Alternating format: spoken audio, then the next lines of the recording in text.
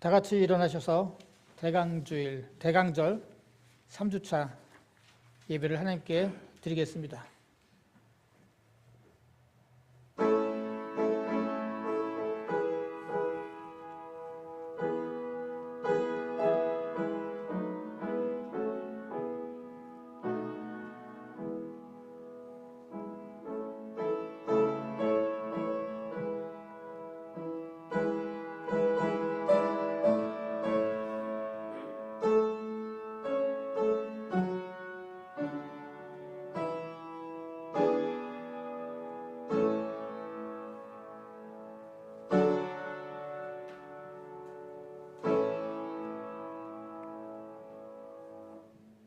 주님 감사합니다. 이 아침에 주님의 은혜로 저희들을 건강하게 깨워주시고 주님께서 친히 불러주셔서 저희들이 주님 전에 모여서 한마음 한뜻으로 주님께 예배하게 하시니 감사합니다. 저희들 정성껏 주님 앞에 예배 드릴 때 이 예배에 함께하고 계신 주님께서 이 예배를 주관해 주시고 이 예배의 모든 영광을 홀로 받으시며 이 예배에 참여하여 당신께 예배하는 당신의 성도들 한 사람 한 사람 주님 축복해 주시옵소서. 예수님의 이름으로 기도드렸습니다. 아멘. 찬송가 87장입니다.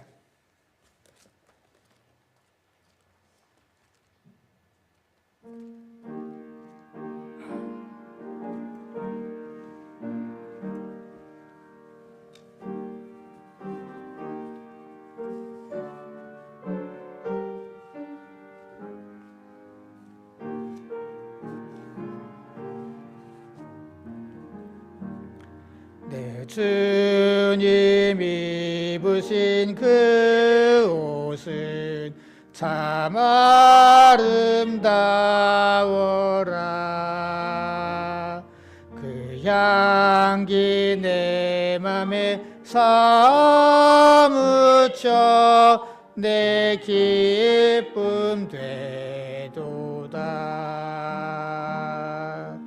시온 성보다 더 찬란한 저 천성 떠나서 이 세상 오신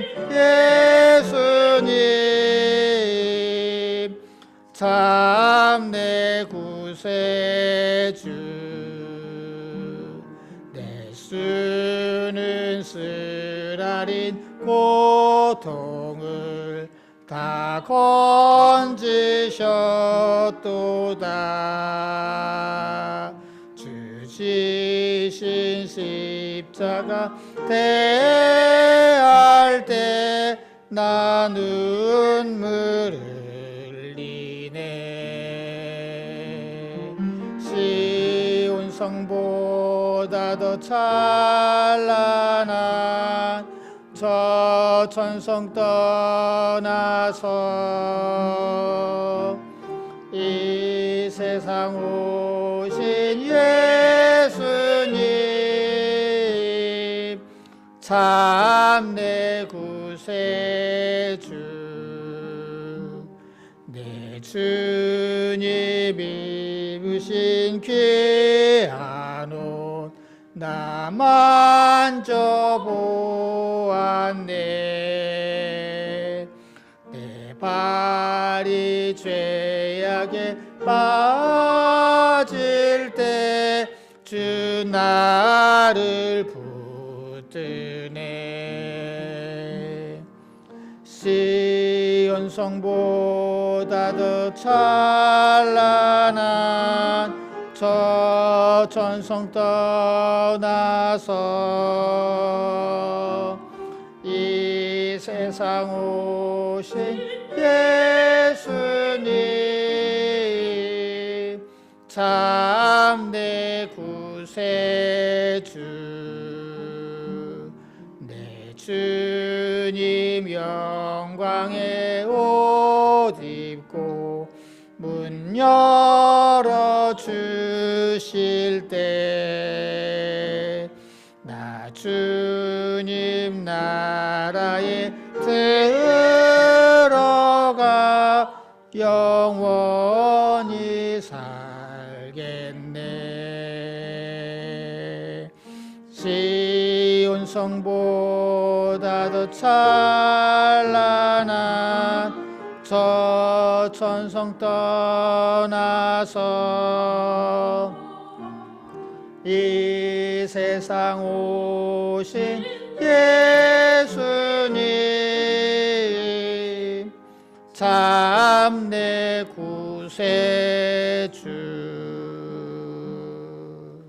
아멘. 교동문 117번입니다.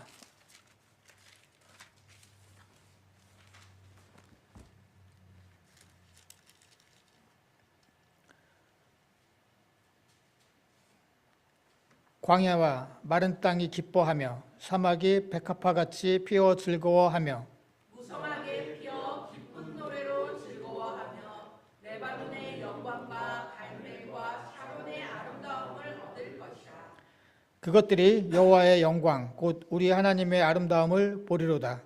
너희는 약한 손을 강하게 하며 떨리는 무릎을 굳게 하며 겁내는 자들에게 이르기를 굳세어라 두려워하지 말라 보라 너희 하나님이 오사 보복하시며 갚아주실 것이라. 하나님이 오사 너희를 구하시리라 하라. 그때에 맹인의 눈이 밝을 것이며 못 듣는 사람의 귀가 열릴 것이며 그때 저는 자는 사슴같이 뛸 것이며 말 못하는 자의 혀는 노래하리니 이는 광야에서 물이 섞겠고 사막에서 시내가 흐를 것임이라. 뜨거운 사막이 변하여 못이 될 것이며 메마른 땅이 변하여 원천이 될 것이며 승냥이에 눕던 곳에 풀과 갈대가 부들이 날 것이며 거기에 대로가 있어 그 길을 거룩한 길이라 일컫는 바 되리니 깨끗하지 못한 자는 지나가지 못하겠고 오직 구속함을 입은 자들을 위하여 있게 될 것이라. 아멘. 우리 다 같이 사도신경으로 우리의 신앙을 하나님께 고백드리겠습니다. 나는 전능하신 아버지 하나님 천지의 창조주를 믿습니다. 나는 그의 유일하신 아들 우리 주 예수 그리스도를 믿습니다. 그는 성령으로 잉태되어 동정녀 마리아에게서 나시고 본디오 빌라도에게 고난을 받아 십자가에 못 박혀 죽으시고 장사된 지 사흘 만에 죽은 자 가운데서 다시 살아나셨으며 하늘에 오르시어 전능하신 아버지 하나님 우편에 앉아 계시다가 거기로부터 살아있는 자와 죽은 자를 심판하러 오십니다. 나는 성령을 믿으며 거룩한 공교회와 성도의 교제와 죄를 용서받는 것과 몸의 부활과 영생을 믿습니다. 아멘. 자리에 앉아주시기 바랍니다. 이 시간은 지난 한 주간 동안 지었던 우리의 죄를 회개하고 우리의 기도의 제목을 알리는 귀한 시간입니다. 우리 각자 하나님께 기도하시겠습니다.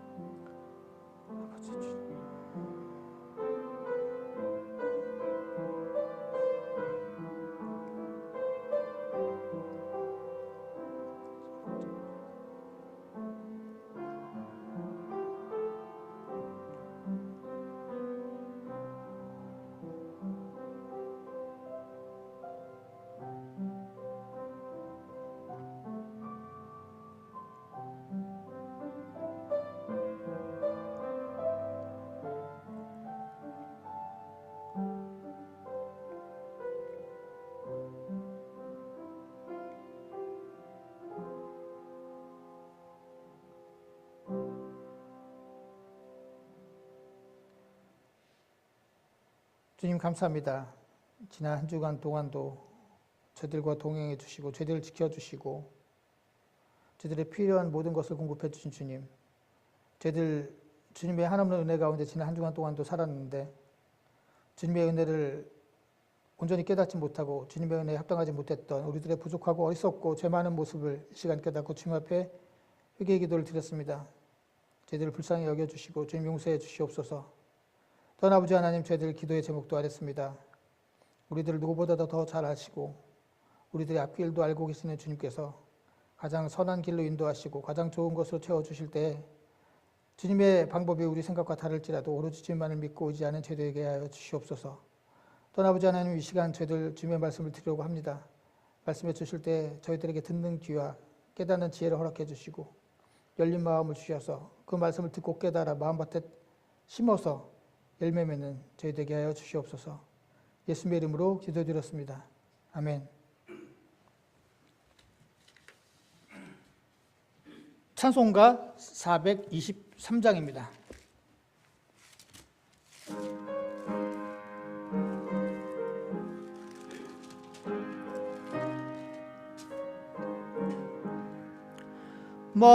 먹보다도 더 검은 죄로 물든 이 마음, 이 눈보다 더 이게 깨끗하게 씻겼네. 주의 보혈 흐르는데 믿고 뛰어나가. 주의 은혜 내가 입어 깨끗하게 되었네. 모든 의심 걱정과 두려움이 사라져 슬픈 탄식 변하여 깊은 찬송 되었네. 주의 보혈 흐르는데 믿고 뛰어나가. 주의 은혜 내가 입어 깨끗하게 되었네. 세상 부귀 영화와 즐겨하던 모든 것, 주를 믿는 내게는 분토만도 못하다. 주의 보혈 흐르는데 믿고 뛰어나가. 주의 은혜 내가 입어 깨끗하게 되었네. 나의 모든 보배는 저 천국에 쌓였네. 나의 평생 자랑은 주의 십자가로다. 주의 보혈 흐르는데 믿고 뛰어나가. 주의 은혜 내가 입어 깨끗하게 되었네. 아멘. 말씀 보시겠습니다. 하나님 말씀은 데살로니가 후서 1장 3절부터 9절입니다.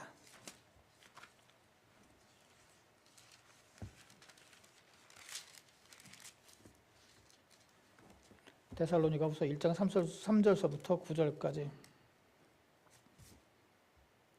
저와 여러분이 한 절씩 교독하겠습니다. 형제들아, 우리가 너희를 위하여 항상 하나님께 감사할지니 이것이 당연함은 너희의 믿음이 더욱 자라고 너희가 다 각기 서로 사랑함이 풍성함이니. 그러므로 너희가 견디고 있는 모든 박해와 환난 중에서 너희 인내와 믿음으로 말미암아 하나님의 여러 교회에서 우리가 친히 자랑하노라. 이는 하나님의 공의로운 심판의 표요 너희로 하여금 하나님의 나라에 합당한 자로 여김을 받게 하려 함이니 그 나라를 위하여 너희가 또한 고난을 받느니라. 너희로 환난을 받게 하는 자들에게는 환난으로 갚으시고 환난을 받는 너희에게는 우리와 함께 안식으로 갚으시는 것이 하나님의 공이시니 주 예수께서 자기의 능력의 천사들과 함께 하늘로부터 불꽃 가운데에서 나타나실 때에 하나님을 모르는 자들과 우리 주 예수의 복음에 복종하지 않는 자들에게 형벌을 내리시리니 함께 읽겠습니다. 이런 자들은 주의 얼굴과 그의 힘의 영광을 떠나 영원한 멸망의 형벌을 받으리로다. 아멘. 자리에 앉아주시기 바랍니다. 예배에 참석하신 모든 분들을 주님의 이름으로 환영합니다. 대강절 3주차입니다. 여기 계속 말씀드리지만 이 아드벤투스라고 하는 라틴어는 왕의 도착, 특별히 로마의 시대 황제의 도착, 황제가 오는 것을 의미했습니다. 그러나 기독교에서는 로마의 황제가 진짜 왕이 아니야, 예수님께서 진짜 왕이셔 해서 이 아드벤투스를 따와서 예수님의 오심, 진정한 왕이신 예수님의 오심을 의미하는 대강절로 삼았죠. 그래서 이걸 그대로 라틴어를 따와서 영어에서도 애드번트라고 얘기를 하고 있죠. 우리가 대강절 혹은 애드번트라고 얘기하는 것 자체는 예수님이 왕이시다, 진정한 왕이시다. 세상에 어떤 것도 그 무엇도 왕이 아니라 예수님이 진정한 왕이시다라고 하는 고백이 있는 것이에요. 거기 그 왕이시다라고 하는 고백에는 커다랗게 두 가지의 의미가 있죠. 하나는 모든 것을 다스리신다. 그리고 우리는 그의 백성으로서 그의 명령에 순종하며 따라야 된다라고 하는 것이 또 하나가 있고, 또 하나는 심판자라고 하는 것이에요. 왜냐하면 예전에 고대에서는 왕은 곧 명령하는 그 다스리는 사람이기도 했지만 그 다스림에 순종하지 못하는 사람을 벌하는 심판자이기도 했거든요. 우리가 잘 아는 그 하무라비 법전, 우리가 뭐 최고의 성문 법전 막 우리가 그러잖아요. 그 하무라비 법전을 보면은 이만한 시꺼먼 돌, 막 이만한 돌에 이렇게 새겨져 있는데 밑에는 법전에 그 법문이 써여 있고 그 위에는 그림이 있어요. 그 그림에 보면은 왕이 이렇게 하늘로부터 이렇게 법전을 받는 그림이 그려져 있어요. 왜 왕이 법전을 받을까요? 그것은 왕이 곧 그 법을 받아서 그 법을 실행하고 그래서 심판하는 사람이라고 하는 그런 그 의미가 있는 것이거든요. 그래서 왕은 단순히 명령을 내려서 다스리는 자뿐만 아니라 그것에 합당하지 못한 백성들을 심판하는 자들이다라고 하는 것이죠. 예수님께서 초림 때 2000년 전에 이 땅에 오셔서 우리를 구원하셨습니다. 그러나 우리는 여전히 우리는 계속해서 하나님의 백성으로서 하나님 말씀대로 살아가야 되는데 그 말씀대로 살아가지 않는 자는 하나님 예수께서 다시 오실 때 심판자로, 그분 여전히 또 왕으로 오시지만 그때는 심판하는 왕으로서 이 땅에 오신다는 거죠.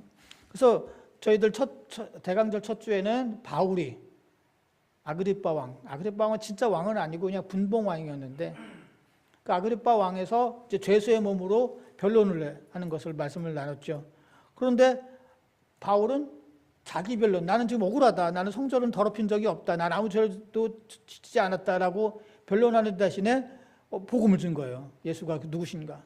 근데 그 복음을 증거하는 내용을 보면은 예수께서는 구약의 말씀대로 이 땅에 오셨다. 그리고 죽으시고 고난받으시고 부활하셨다는 말씀을 증거하죠. 그래서 저희들 지난주에서는 그러면 예수님께서 정말로 구약의 말씀대로 오셨을까? 구약의 말씀대로 오셨다면 그렇게 구약을 잘 아는 유대인들이 왜 예수님을 배척하고 그 말씀을 믿지 않았을까라고 하는 그런 질문 아래서 이사야서 53장을 함께 나눴습니다. 이사야서 53장은 포로기에 기록된 말씀이고, 포로기에는 그 어느 때보다도 그 메시아 사상이라고 하는데 그 구약 공부하는 사람들한테는 그렇게 불러요. 그러니까 메시아에 대한 믿음이 그 어느 때보다 아주 그냥 엄청나게 폭발하듯이 커졌던 때가 포로기였어요. 우리가 비록 바벨론의 포로로 여기서 살지만 언젠가는 메시아가 이 땅에 메시아가 와서 우리를 이 포로에서 구원해주고 해방시켜서 우리를 본국으로 돌아가게 하고, 그래서 거기서 예전에 찬란했던 다윗 왕국을 다시 한번 재건설할 것이다 라고 하는 그러한 믿음이 있었던 거예요. 그 전쟁의 영웅으로서 이스라엘을 구원하고 모든 이방 나라를 다 쳐부수는 그러한 메시아를 생각하고 있었던 거죠. 근데 이사야서 53장에 지난번에 말씀 나눴듯이 하나님께서 52장 15절 맨 마지막 절에서 메시아가 오는데 우리가 전혀 생각하지도 못했던, 모든 사람들이 깜짝 놀랄, 보지도 못했던, 듣지도 못했던 그러한 모습으로 오신다라고 말씀하신 다음에 53장에서 말씀하고 계시잖아요. 새순같이 연약한 모습으로 이 땅에 오신다. 정말 예수님은 낮은 모습으로 오셨어요. 그 고난받는다 라고 말씀을 하셨죠. 예수님께서는 진짜 고난을 받으셨어요. 그 고난의 이유는 바로 우리의 죄를 짊어지시기 위한 것이죠. 그리고 그 메시아는 배척받는다라고 말씀도 하셨죠. 예수님은 십자가 못 박힐 때 사람들이 그랬잖아요. 바라바를 놔줘라. 예수는 십자가 못 박고 바라바라고 하는 다른 죄인을 놔줘라 라고 사람들이 완전히 배척을 했습니다. 버림받는 메시아. 이런 모습으로 구약에서 말씀하고 있을 때 이스라엘 사람들은 믿지는 못했어요. 무슨 소리 하는 거야? 메시아는 전쟁 영웅으로 오실 거야. 위대한 왕으로 올 거야. 카리스마 있게. 그래서 우리를 외세로부터 구원할 거야 라고 했지만 예수님께서는 이 땅에 오셔서 외세로부터 이스라엘을 구원한 게 아니라 죄로부터 모든 인류를, 이방 사람들까지도 포함해서 모든 인류를 구원하시는 그런 모습으로 이 땅에 오셨다는 것이죠. 그래서 정말 구약의 말씀이 이렇게 이루어졌는데, 그렇다면 신약에서 예수님께서 내가 이게 다시 오실 것이다 라고 하는 그 말씀도 분명히 이루어진다. 그래서 오늘은 다시 오실 예수님에 대해서 잠깐 말씀을 나누려고 합니다. 그리스도의 재림, 다시 오심은 믿는 사람들에게 아주 중요한 신앙의 요소죠. 중심이죠, 사실은. 그래서 저희들이 조금 전에 사도신경을 했을 때도 거기로부터 산자와 죽은 자를 심판하러 오신다고 우리가 고백을 했습니다. 저도 오늘 데살로니가 전후서를 읽었는데요. 데살로니가 전후서는 바울 서신 중에서 가장 먼저 기록된 말씀이기도 하고 신약 전체에서 가장 먼저 기록된 말씀이기도 합니다. 그래서 그 초대교회의 모습을 잘 살펴볼 수가 있어요. 근데 이 데살로니가 전후서의 주제는 예수님의 다시 오심이거든요. 예수님께서 다시 오실 때 우리가 그때를 알지 못한다. 그 시기와 때는 알 수 없으나 우리가 늘 깨어서 우리가 준비가 있어야 된다라고 하는 것이 이 데살로니가 전후서의 주제예요. 따라서 그 성숙한 믿음의 소유자는 대강절 때 늘 말씀드리지만 예수님께서 언제 오시는가를 알아내는 사람들이 아니라 깨어서 준비된 삶을 살아가는 자들이에요. 신약 성경에서 가장 먼저 기록된 성경의 주제가 예수님의 재림이라고 하는 것은 예수님의 다시 오심이 그 당시에 얼마나 중요한 주제였는지를 알려주고 있는 것이죠. 고린도전서 16장 22절. 고린도전서는 이 데살로니가 전서가 기록되고 난 다음에 두 번째로 기록된 서신이에요. 이렇게 만일 이제 고린도전서를 끝맺는 말씀이에요, 이게. 만일 누구든지 주를 사랑하지 아니하면 저주를 받을지어다. 우리 주여 오시옵소서. 학자들에 의하면 이 우리 주여 오시옵소서 마라나타라고 하는 헬라어는 초대교회 예배 때마다 고백되었던 기도문이라고 이야기를 하고 있습니다. 초대교회에서 우리도 사도신경을 하면서 주일마다 다시 오실 예수님을 고백하고 있는 것처럼 초대교회에서는 예수님께서 다시 오신 마라나타 주여 우리 주여 오시옵소서, 혹은 번역 어떻게 번역을 하면은 우리 주가 오셨습니다 라고 하는 번역도 되는데, 마라나타라고 하면서 이 예수님의 다시 오심을 늘 고백을 했다는 것이죠. 따라서 이렇게 예수님의 다시 오심은 초대교회, 아주 기독교 초기, 이제 기독교가 시작하는 그 초창기부터 아주 중요한 믿음이었어요. 그런데 이게 아주 중요한 믿음이었긴 했지만 한편으로는 아주 교회를 어지럽혔던 그런 주제이기도 했습니다. 재림을 믿는 것은 중요하고 고백을 하는 것도 중요하지만 예수님의 다시 오심을 제대로 믿는 게 굉장히 중요했다는 것이죠. 지금도 마찬가지죠. 주님의 재림을 믿고 고백한다고 하는 아주 많은 사람들이 이 예수님의 다시 오심을 잘못 믿고 있어요. 이단들 보세요. 어떤 이단들은 예수님의 재림을 엄청나게 강조하죠. 어떤 특정한 날에 온다고 하기도 하고, 그 어떤 사람은 예수님의 재림이 막 엄청나게 임박했다고 해서 뭐 너희들 다 때려치고 가정도 버리고 직장도 버리고 다 때려치고 어느 특정한 장소에서 기도해야 된다, 모여서 기도해야 된다 믿는 사람들이 그렇게 얘기도 하죠. 또 어떤 사람들은 나만 특별히 계시를 받았어. 하나님께서 혹은 예수님께서 꿈속에서 뭐 나한테만 특별히 언제 온다고 알려주셨어. 그리고 너희 사람들한테 알리래 이거를. 그렇게 얘기도 하죠. 또 어떤 사람들은 내가 바로 다시 온 재림주야 라고 하기로 하죠. 이단의 많은 교주들이 그 얘기를 하죠. 내가 재림 예수다. 혹은 내가 재림한 보혜사다. 뭐 이렇게 얘기를 합니다. 이 모두가 다 이 주님의 재림이라고 하는 그 주제를 믿는 사람들에게 혼란을 주려고 하는 것이죠. 바울 시대도 아주 똑같았어요. 바울의 시대도. 재림을 안 믿는 게 문제가 아니었어요. 재림을 믿었으나 잘못 믿는 사람들이었죠. 그래서 오늘 저희들 데살로니가 전후서가 예수님의 재림의 주제라고 했는데 데살로니가 전후서를 읽다 보면은 어떤 사람들은 예수님의 재림이 임박했다고 해요. 또 요즘처럼이죠. 그래서 아무것도 일도 안 하고 아무것도 안 해요. 그냥 이 땅에 다 무너져 없어질 텐데 일하면 뭐해? 꿈을 꿔서 뭐해? 계획을 세워서 뭐해? 아무것도 안 해요. 그런 사람들도 있었어요. 어떤 사람들은 예수님의 재림에 대해서 특별히 영적으로 계시받았다고 막 주장을 해요. 그런 사람들이 있었어요. 또 어떤 사람들은 야 내가 바울의 편지를 받았어.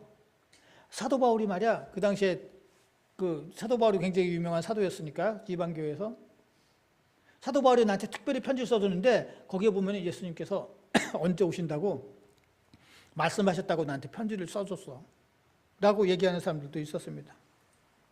그런데 바울은 이런 것에 절대로 유혹하지 말라고 강권하고 있죠. 데살로니가 후서 2장 2절 영으로나 또는 말로나 또는 우리는 이게 바울과 실라와 디모데를 의미하겠죠. 우리에게서 받았다고 하는 편지나 주의 날에 이뤘다고 해서 쉽게 마음이 흔들리거나 두려워하거나 하지 말아야 한다는 것이라. 어떤 사람은 막 영적으로 봤어 환상을. 어떤 사람은 나 주의 음성을 들었어. 난 바울의 편지를 받았어. 막 이러면서 예수의 재림이 가까워졌다고 그렇게 이야기를 하는 사람들이 있었다는 거죠. 반대로 어떤 사람들은 예수의 재림이 없다고 생각하는 사람도 있어요. 지금도 마찬가지죠. 많은 사람들이 무슨 예수가 다시 와. 교회를 다니는 사람들조차도 예수님이 다시 오는 건 없어 라고 생각을 하죠. 내가 십자가에 못 박힌 예수까지는 내가 믿겠는데 무슨 하늘에서 무슨 예수가 다시 와 라고 생각하는 사람들이 있죠. 베드로후서 3장 4절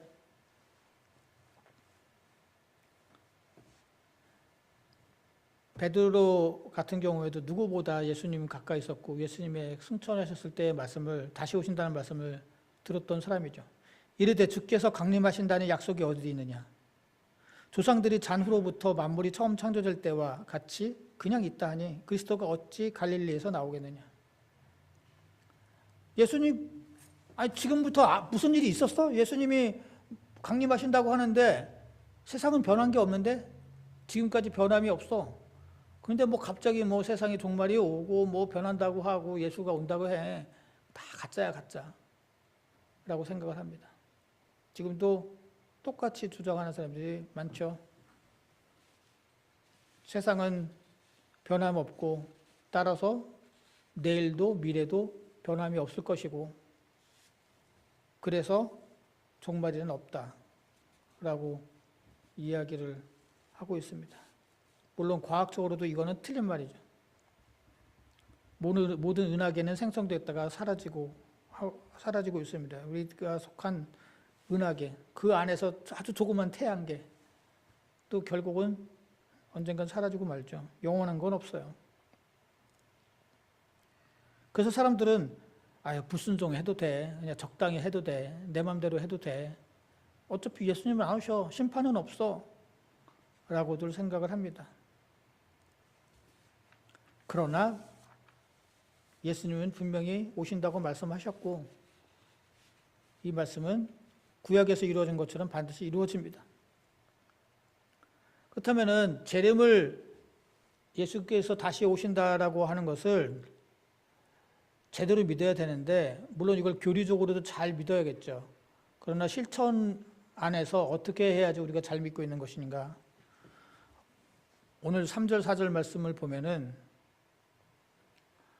어려운 가운데서 고난 가운데서도 인내와 믿음을 지키는 사람이 바로 예수님의 재림을 준비하는 자들이다라고 말씀하고 있어요. 오늘 3절 말씀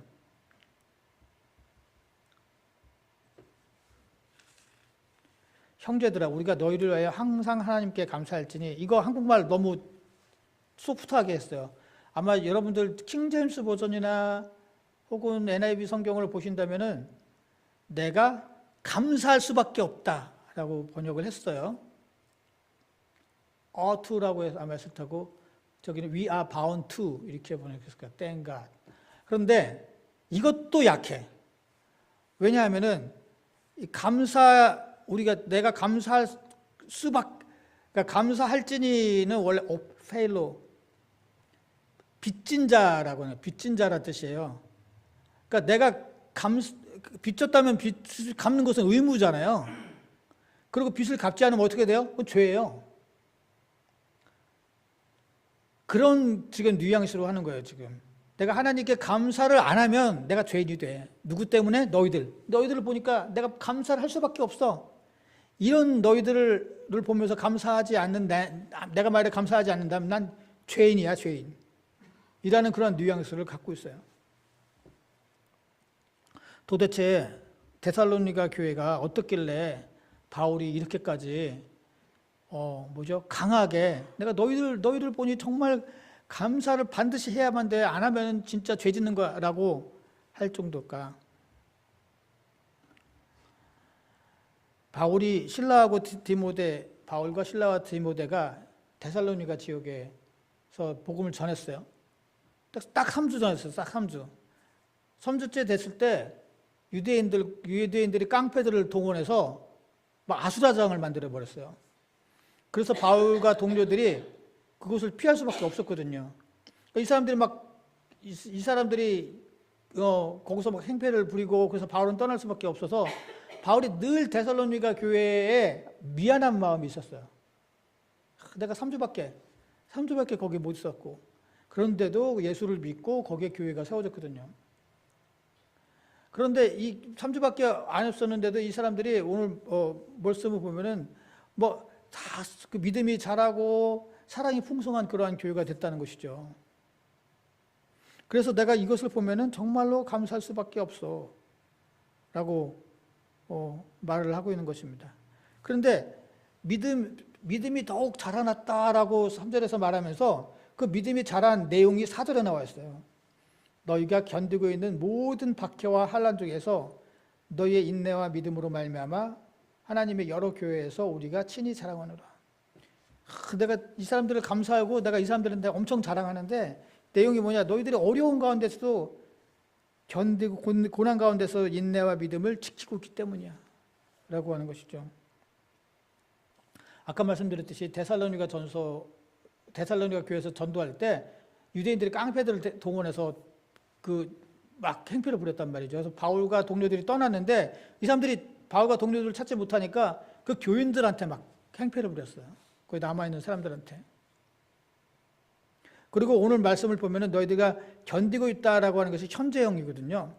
그래서 그런 그 유대인들과 사람들이 무리들이 막 박해하는 것이 일시적으로 그러다가 말한 게 아니라 지금 바울이 데살로니가 교회에 편지를 쓰고 있는 그 순간에도 계속해서 그런 어려움을 그 사람들은 견디고 이기고 있었다는 거예요.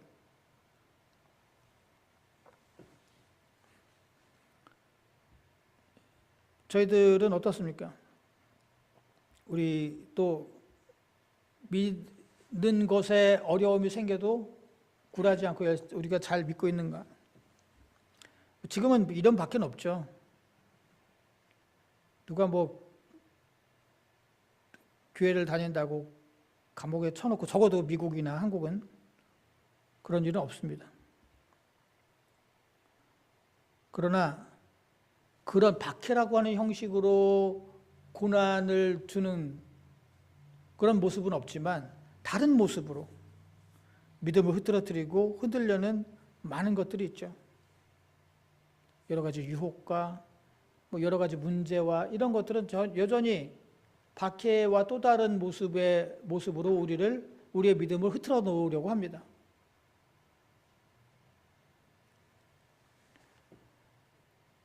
우리들은 반드시 이것을 이겨야 돼요. 그래야 성숙한 사람들이 된다라고 하는 것이죠. 그래야 칭찬받는 신앙인이 되어야 된다는 것이죠. 근데 바울이 그러면서 너희가 이 고난 가운데서 환난과 고난 가운데서 이렇게 견디고 있는 게 내가 너무 자랑스러워. 4절에 이렇게 말씀하고 있죠.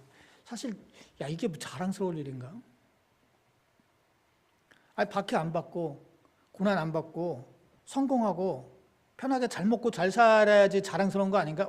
저 교회 봐. 저 교회 3주밖에 안 되는데 교회가 세워지고 그 교회 교인들이 다 잘 먹고 잘 살아. 다 대박 났어. 다 성공했어. 이래야지 자랑할 만한 거 아닌가?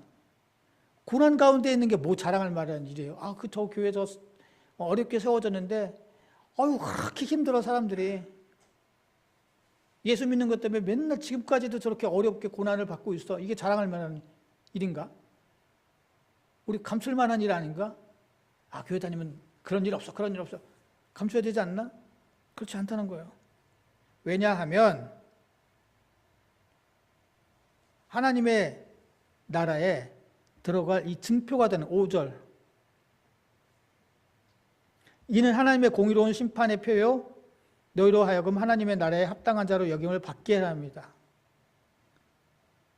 고난을 받고 그것을 견디는 그 이유는 그것으로 말미암아서 표를 받는 거예요. 표, 티켓. 하나님의 공의로운 심판의 티켓이 되는 거예요.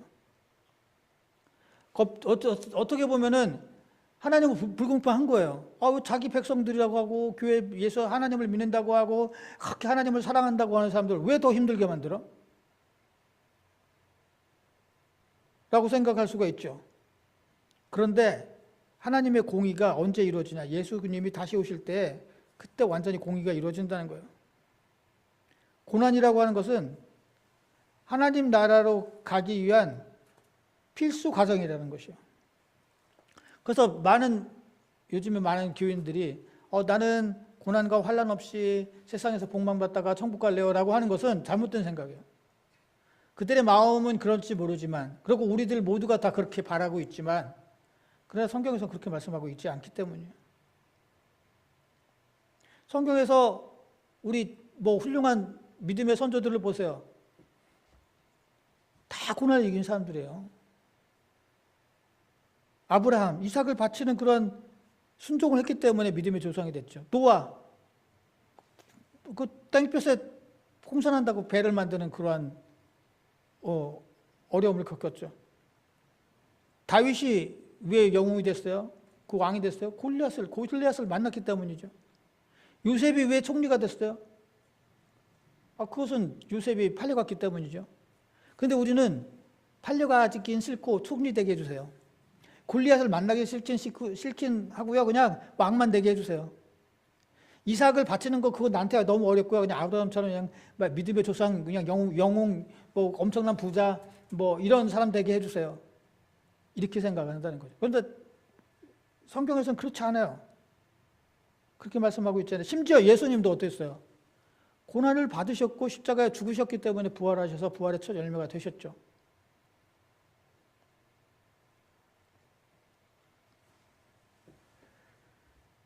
우리가 지금 현재 내가 예수를 믿는 그것이 어렵고 때로는 힘들다고 하더라도 하나님의 공의가 나타날 그때에 하나님께서는 갚아주실 뿐만이 아니라 몇 배로 더 채워주십니다. 그래서 7절에 오늘 말씀 7절 환난을 받는 너희에겐 지금 계속 그러니까 지금 받고 있는 거예요. 데살로니가 교회가.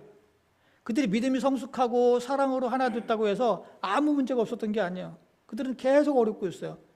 환난을 받는 너희에게는 우리와 함께 안식으로 갚으시는 것이 하나님의 공의이시되 주 예수께서 자기의 능력의 천사들과 함께 하늘로부터 불꽃 가운데 나타나실 때 예수님께서 다시 나타나신대요. 근데 여기서 참 특별한 단어가 쓰여졌어요. 왜냐면은 보통 우리가 예수님의 재림하면 여러분들 헬라어 이거 되게 유명한 헬라어라서 들어보셨는지 모르겠다. 파루시아라고 하거든요. 이게 되게 뭐 재림 막 이런 그래서 어떤 교회 이름도 막 파루시아라고 짓는 교회가 있어요. 예수님의 다시 오심을 나타낼 때 하는 아주 가장 일반적인 단어예요. 근데 여기서 파루시아라고 쓰여지 않고 우리가 이거보다도 더 잘 알고 있는 아포칼립스 영어 제목도 있어요. 아포칼립스라고 하는 단어가 사용됐어요. 이 아포칼립스는 무슨 뜻이냐면은 뭐 이렇게 덮개로 이렇게 덮고 있다가 그 덮개를 확 제쳐서 무엇인가를 보여주는 것. 커튼이 이렇게 제쳐져 있다가 커튼을 쫙 열어서 그 커튼 뒤에 있는 것이 나타나서 알려지는 것을 할 때 이것이 아포칼립스예요. 우리가 아포칼립스 하면 뭐 종말 뭐 이렇게 생각하는데 원래 뜻은 그래요. 가려져 있던 게 뭐로 덮어서 가려져 있던 게 그 덮개가 없어져서 나타나다는 그런 뜻이거든요. 그러니까 예수님께서 다시 오실 때는 그 예전에 지금 현재 우리가 지금 가려져서 우리가 보이질 못해요. 알 수가 없어요. 오로지 믿음으로 우리가 믿는 거야. 하지만 그 때가 오면은 완전히 이게 다 제껴져서 확실하게 우리 눈으로 보이게 된다는 것이죠. 그렇죠. 하나님의 뭐 심판의 표다 아까 말씀드렸듯이 뭐 하나님의 뭐 나라다 뭐 이거 눈에 안 보이죠. 하나님의 심판의 표라는데 이게 이게 우리 기차 티켓도 아니고 안 보이죠. 하나님 나라다 뭐 맨날 얘기를 하는데 그거 뭘 봐요? 뭐 어떻게 알아요? 보이지도 않는데 이게 오로지 믿음의 영역이에요. 믿음의 영역 지금 현재까지는. 그래서 겉으로 보면요 믿는 사람들은 바보예요. 아니 종교라는 게 잘 되려고 믿는 거 아닌가? 사람들이 그렇게 생각하죠. 잘 되려고 종교를 믿는 거지. 건강하고 자식 잘 되고 뭐 성공하고 뭐 이렇게 여러 가지 뭐 잘못된 뭐죠 이게 애군이라고 그러나? 하여튼 그런 거 없애고 그러려고 종교를 믿는 거지. 그 종교를 믿어서 고난을 오히려 더 받으면 그 누가 믿어? 라고 생각을 하는 거죠. 그런데도 불구하고 예수를 믿으면 고난을 받아. 그리고 고난을 이겨야 돼라고 하면은 사람들은 어리석은 거예요. 왜 저 가서 저렇게 더 어려운 것을 자처하나. 그런데 예수께서 다시 오시면 모든 것이 밝혀져요. 누가 진짜 어리석고 누가 진짜 지혜로운 자인지, 누가 정말 옳은 선택을 하고 누가 정말 잘못된 선택을 했는지 밝혀 알려줄 수밖에 없다는 거예요. 누가 진짜 왕인지, 하나님의 말씀이 정말로 맞는지 안 맞는지, 하나님께서 정말로 공의로우신지 아니신지 드러난다는 거예요. 하나님의 공의가 드러나요. 그래서 7절에서 주를 위해 고난받는 사람은 천국에서 안식을 얻어요.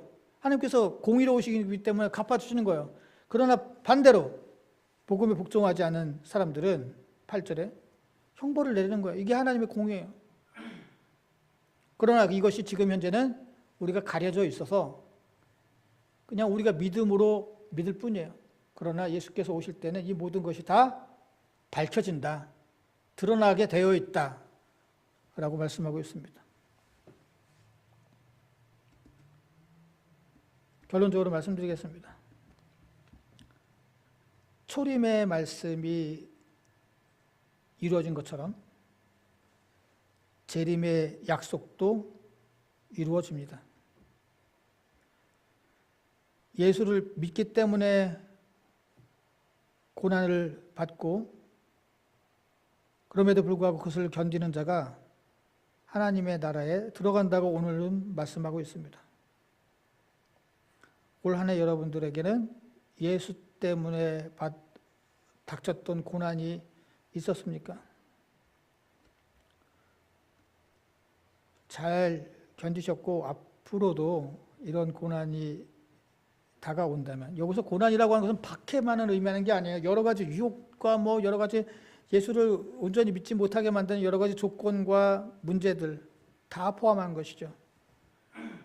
잘 견디시고 이겨나가시기 바랍니다.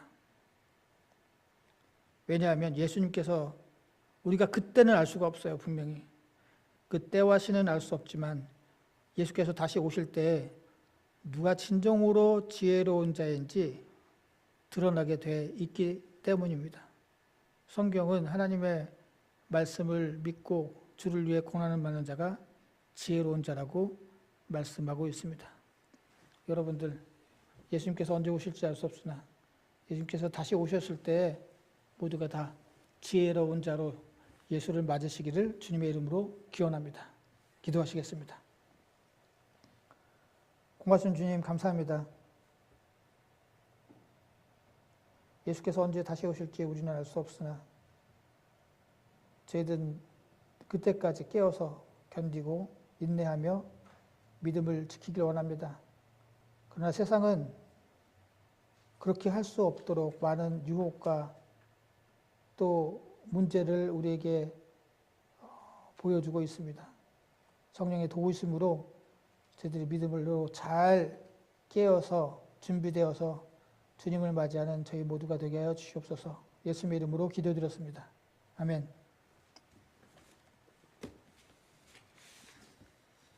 찬송가 176장입니다.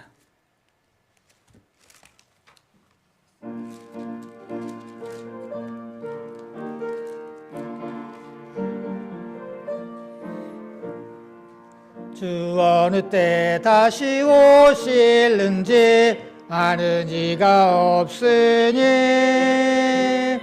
등 밝히고 너는 깨어 있어 주를 맞이하느라.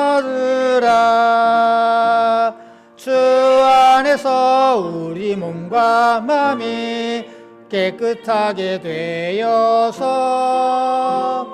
주 예수님 다시 오실 때에 모두 기쁨으로 맞으라.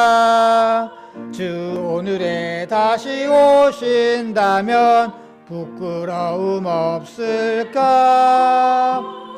잘하였다 주님 칭찬하며 우리 맞아 주실까. 주 안에서 우리 몸과 마음이 깨끗하게 되어서 주 예수님 다시 오실 때에 모두 기쁨으로 맞으라. 주 예수님 맡겨주신 일에 모두 충성 다했나.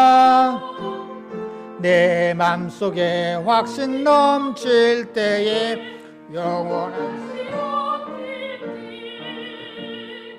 주 안에서 우리 몸과 마음이 깨끗하게 되어서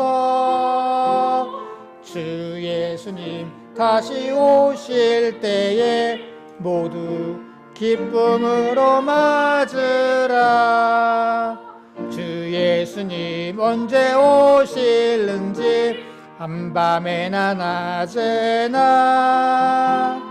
늘 깨어서 주님 맞는 성도 주의 영광 보겠네. 주 안에서 우리 몸과 마음이 깨끗하게 되어서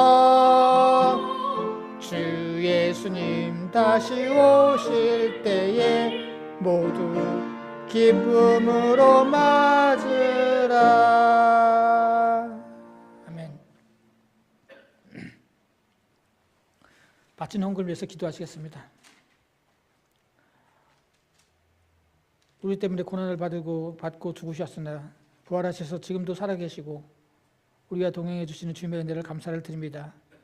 저희들 주님의 모든 은혜를 감사를 드리며 주님께서 저에게 맡겨주신 것 중 일부를 귀하게 구별해서 주님 앞에 예물로 바칩니다. 주님 이 예물을 기뻐 받아주시고 주님 때문에 고난을 받으며 견디고 살아가는 이 세상 안에서 그럼에도 불구하고 주님께서 우리에게 주시는 놀라운 축복을 체험하고 누리고 증거하며 살아가는 당신의 복된 성도들 되게 하여 주시옵소서. 예수님의 이름으로 기도드렸습니다. 아멘. 인사와 강구 시간입니다. 주변 분들과 인사 나누시기 바랍니다.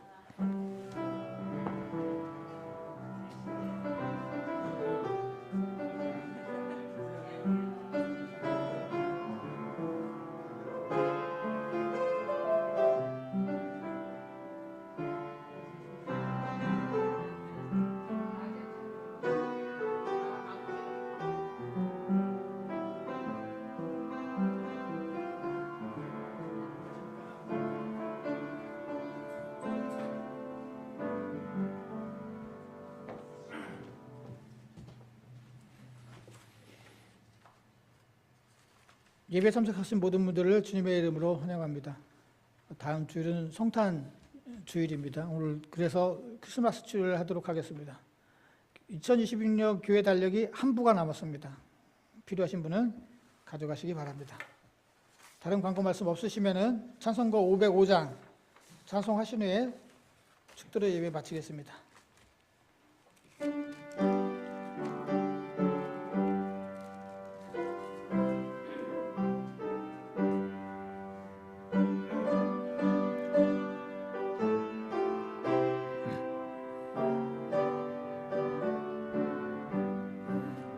온 세상 위하여 나 복음 전하리 만 백성 모두 나와서 주 말씀 들으라. 죄 중에 빠져서 헤매는 자들아, 주님의 음성 듣고서 너 구원 받으라. 전하고 기도해 매일 증인 되리라. 세상 모든 사람 다 듣고 그 사랑 알도록 온 세상 위하여 이 복음 전하리. 마저 죄인 회개하고서 주 예수 믿으라. 이 세상 구하려 주 돌아가신 것 나 증거하지 않으면 그 사랑 모르리. 전하고 기도해 매일 증인 되리라. 세상 모든 사람 다 듣고 그 사랑 알도록 세상 위하여 주의 임하니 주 예수 이름 힘입어 이 복음 전하자. 먼 곳에 나가서 전하지 못해도 나 어느 곳에 있든지 늘 기도 힘쓰리. 전하고 기도해 매일 증인 되리라. 세상 모든 사람 다 듣고 그 사랑 알도록. 아멘. 기도하시겠습니다. 지금은 우리를 위해서 십자가에 달려 돌아가신 예수 그리스도의 은혜와 이 땅에 하나밖에 없는 독생자를 우리를 위해서 보내주신 하나님의 무한하신 사랑하심과 우리를 도우시고 인도하시는 성령님의 감화 감동 역사하심이 고난 가운데서도 믿음을 지키고 깨어 주님을 맞이하기로 작정하고 돌아가는 모든 성도들의 머리머리 위와 그들의 가정과 생업과 그리고 이 교회 위에 영원토록 함께 하시기를 간절히 축원하옵나이다. 아멘.